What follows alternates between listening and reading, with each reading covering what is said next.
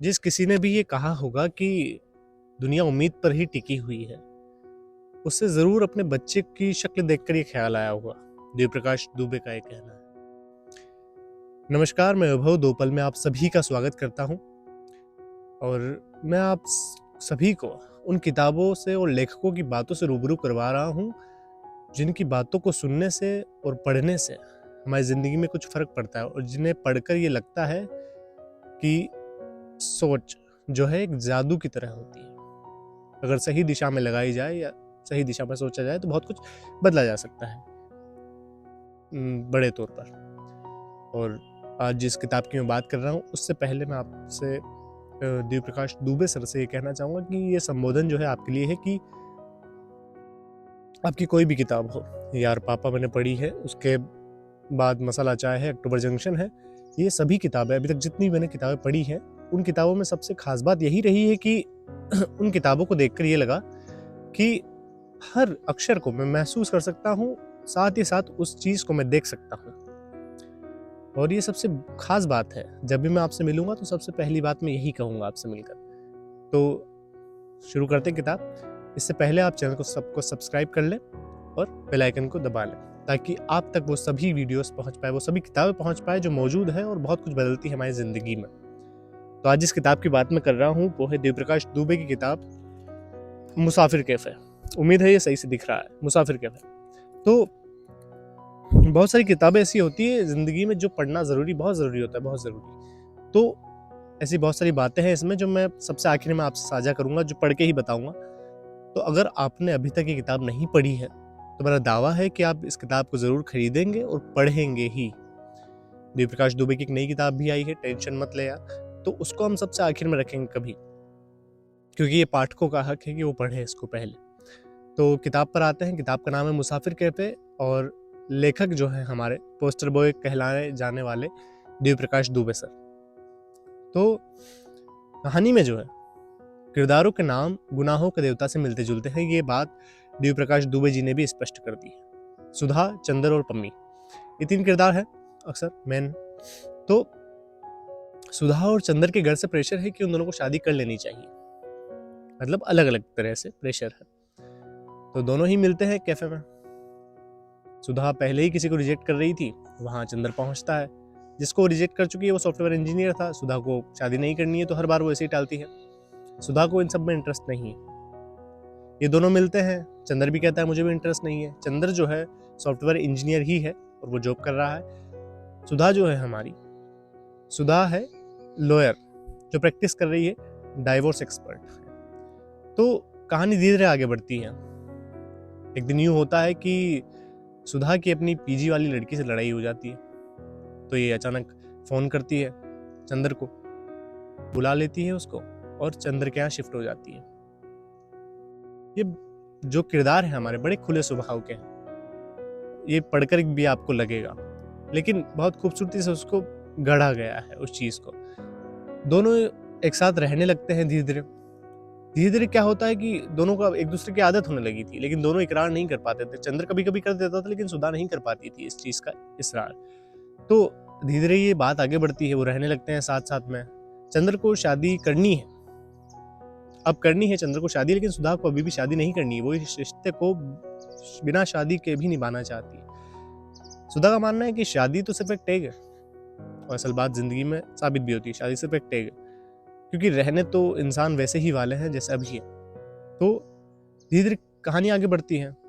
इनके झगड़े होते हैं इस चीज पर कि शादी करनी है नहीं करनी है पर। और एक दिन अचानक सुधा बम फोड़ती है कि वो प्रेग्नेंट है। अब हालत ये है कि दोनों एक दूसरे के बिना नहीं रह सकते, लेकिन ये शादी वाली बात ही ऐसी है कि चंदर सुधा को छोड़कर जाने का फैसला करते हैं। सुधा भी ठीक है, बोलती है कि मैं संभाल लूंगी खुद को, मैं सब देख लूंगी। अब चंदर जब निकलता है तो अपनी जॉब से रिजाइन कर चुका है और सबसे पहले हरिद्वार जाता है। वो, उसके मन में कभी ख्याल था हरिद्वार जाता है, उसके बाद वो मसूरी जाता है। मसूरी जब वो जाता है तो मसूरी में उसकी मुलाकात होती है हमारी तीसरी किरदार से, पम्मी से। पम्मी से जब उसकी मुलाकात होती है तो पम्मी का एक टूर एंड ट्रेवल्स का बिजनेस है, वो दुनिया घूमती भी है बहुत। लेकिन पम्मी जो है कैफे खोलना चाहती है, खरीदना चाहती है। तो चंदर का भी यही सपना था कि वो कैफ़े ख़रीदे, बच्चों को कहानियाँ सुनाए, बैठे किताबों जैसा कुछ हो वहाँ, लोग आए अपनी बातें साझा करें सबसे, कहानियाँ सुनाएँ। तो ये दोनों मिलकर शेयरिंग में उस कैफ़े को ख़रीद लेते हैं और कैफ़े का नाम रखते हैं मुसाफिर कैफ़े। बड़ा ही खूबसूरत नाम रखते हैं जिस पर हमारी कहानी है, मुसाफिर कैफ़े। धीरे-धीरे समय बीतने लगता है। पम्मी और चंदर के बीच भी ज़्यादा कुछ ऐसा है नहीं, लेकिन लगाव दोनों को है, एक दूसरे की आदत हो रही है, लेकिन शादी वाला कोई सीन नहीं है इनका। चंदर को सुधा की बहुत याद आती है।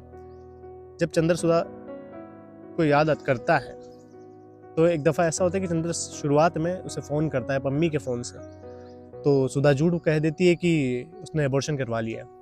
चंदर को ये बात पता होती है कि वो झूठ कह रही है, उसका दिल ये नहीं मानता। दोनों उस रात खूब रोए अपनी अपनी जगह पर। कहानी धीरे धीरे आगे बढ़ती है। 10 साल बाद सुधा जो है पम्मी के फ़ोन पर फ़ोन करती है और कैफ़े की एक सीट बुक कर लेती है।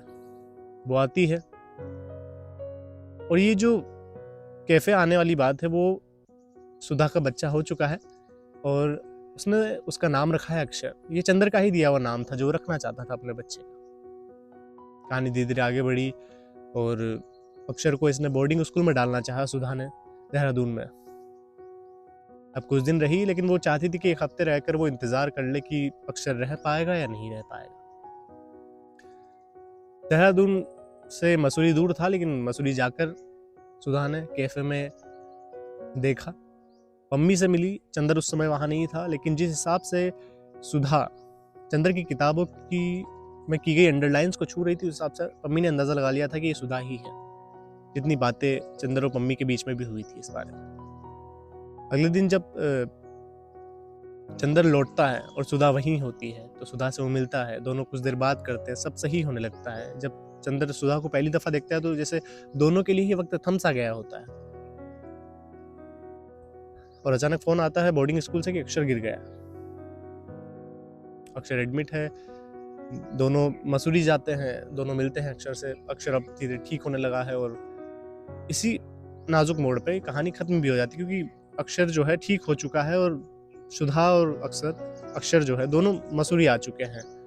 मसूरी में ही वो पढ़ाई कर रहा है। सुधा भी कभी कभी घूमने जाया करती है, अपना समय निकाल लिया करती। पम्मी भी ऐसी ही है। तो ये तीनों जो है अपनी जिंदगी में खुश है और अक्षर इन तीनों के साथ खुश है। यही कहानी समाप्त हो जाती है। लेकिन जब कहानी समाप्त होती है तो बहुत कुछ आपको देकर जाती है, क्योंकि इसमें बहुत सारी बातें हैं। जब मैं अपने नजरिए से कहानी बता रहा हूँ तो मेरा काम है कि मैं कहानी बताऊं, लेकिन मैं उस चीज को उतना सब पन्नों को नहीं बता सकता, क्योंकि ये हम पाठकों का काम है कि हम उसको देखें उस नजरिए से जो हमारा है, ना कि दूसरे के चश्मे से। तो जैसा मैं बात कर रहा था कि इस कहानी में बहुत सारी खूबसूरत बातें आई हैं। तो ये जो मार्क्स किए हुए मैंने, ये इसलिए किए हुए हैं ताकि मैं आपको जल्दी जल्दी उन चीज़ों से रूबरू करा सकूं, क्योंकि बिल्कुल ज़रूरी नहीं है कि हम ऐसा करें, मार्क्स करें। तो चलिए शुरुआत करते हैं। तो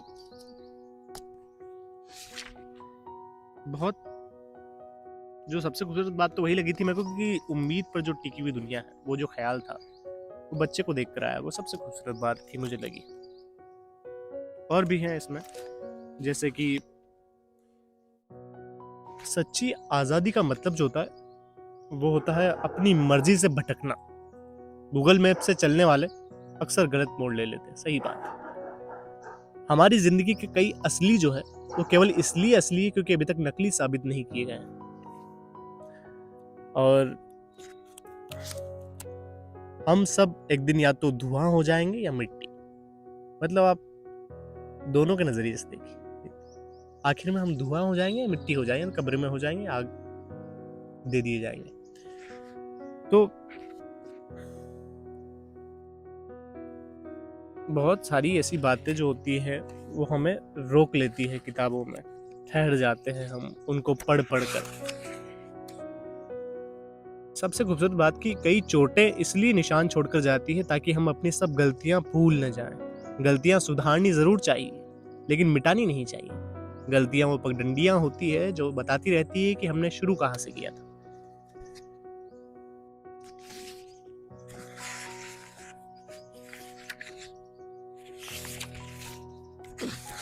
मूव ऑन वाली बात जो होती है हम अक्सर अपनी जिंदगी में देखते हैं, तो उसी बात से मैं समाप्त करूंगा कि इतना गुस्सा, इतनी फ्रस्ट्रेशन आदमी इतने साल तभी अपने अंदर रख सकता है जब बहुत ज्यादा प्यार हो।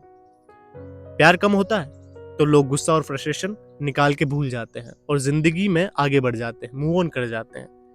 प्यार के हजारों सालों के इतिहास में मूव ऑन कर जाना सबसे वाहियात खोज है। जो मूव ऑन नहीं कर पाते वो प्यार की असली यात्रा पर निकलते हैं। जिनके आंसू न बहते हैं न सूखते हैं, वो जिंदगी को करीब से जान पाते हैं, समझ पाते हैं। जिनको गहरी नींद नहीं आती वो समझ पाते हैं कि दुनिया में सुबह से अच्छा कुछ होता ही नहीं है। किसी भी चीज को बारीकी से समझने के लिए हम सही से समझ ही तभी सकते हैं जब हम उसको पाकर खो दें। पाकर पाए रहने वाले अक्सर चूक जाया करते हैं। ये पढ़कर मुझे विनोद कुमार शुक्ल साहब की याद आई। तो खूबसूरत किताब है साहब, मुसाफिर कैफे। हम सभी इस दुनिया के मुसाफिर हैं, तो मैं आप सभी से बस यही चाहूंगा कि आप इस किताब को पढ़ लें। और देव प्रकाश दुबे जैसे ऑथर जब मौजूद हैं, जिस नई हिंदी की हम बात करते हैं, तो आपको देव प्रकाश दुबे की सारी किताबें पढ़ लेनी चाहिए। ज़्यादा नहीं है, 7-8 या कुछ 9 करीब किताबें हैं। खरीदिए और पढ़ लीजिए, क्योंकि सबसे खूबसूरत बात जो है, आपको ये किताबें बोझ नहीं लगेंगी। ये किताबें हमारे युग की है, हम सब की है, और इन किताबों को आप बहुत आसानी से हर एक शब्द को आप विजुअलाइज कर सकते हैं। ये बड़ी खूबसूरत बात है। तो इस किताब की लिंक आपको बायो और डिस्क्रिप्शन में मिल जाएगी। और अगर आपने पुरानी वीडियोस की बुक समरी नहीं देखी है तो जाकर देखिए। अक्टूबर जंक्शन रखी हुई है, यार पापा भी रखी हुई है, मसाला चाय भी रखी हुई है। तीनों किताबें देखिए जाकर। और अगर आपने अभी तक नहीं पढ़ी हो या सोच रहे हैं कि पढ़ना चाहिए या नहीं पढ़ना चाहिए, तो इस उधेड़ बुन को मैं दूर कर दूंगा आपकी। ज़रूर देखिए आप जाकर और पढ़िए इन किताबों को। तो अगली किताब में आपके साथ मिलूंगा मैं जल्दी ही। अगली किताब का हिंट दे देता हूँ। हिंट क्या, मैं किताब का नाम ही बता देता हूँ। ये एक नदी दो पार्ट किताब का नाम होगा अगली किताब का। गुलशन नंदा साहब की किताब है। 52 उपन्यास उन्होंने लिखे हैं कई, और बहुत खूबसूरत किताब। दो किनारों को कैसे जोड़ा जाता है वो एक इंजीनियर जो है बहुत अच्छे से जानता है। आपको उस किताब के बारे में बताऊंगा। तब तक के लिए अपना ख्याल रखिए, मुस्कुराते रहिए, और हाँ, पढ़ना लिखना मत भूलिए, क्योंकि ये बहुत बारीक चीज़ें हैं जो हमें जोड़े रखती है, जहाँ से हमने शुरुआत की होती है बचपन से, कलम पट्टी से। तो पढ़ते रहिए, लिखते रहिए, हाँ, मुस्कुराना मत भूलिए, क्योंकि मुस्कुराने पर कोई टैक्स नहीं लगता साहब। बजट पेश हो चुका, लेकिन फिर भी उस पर अभी टैक्स नहीं लगा है, तो मुस्कुराइए आप आराम से। शुक्रिया।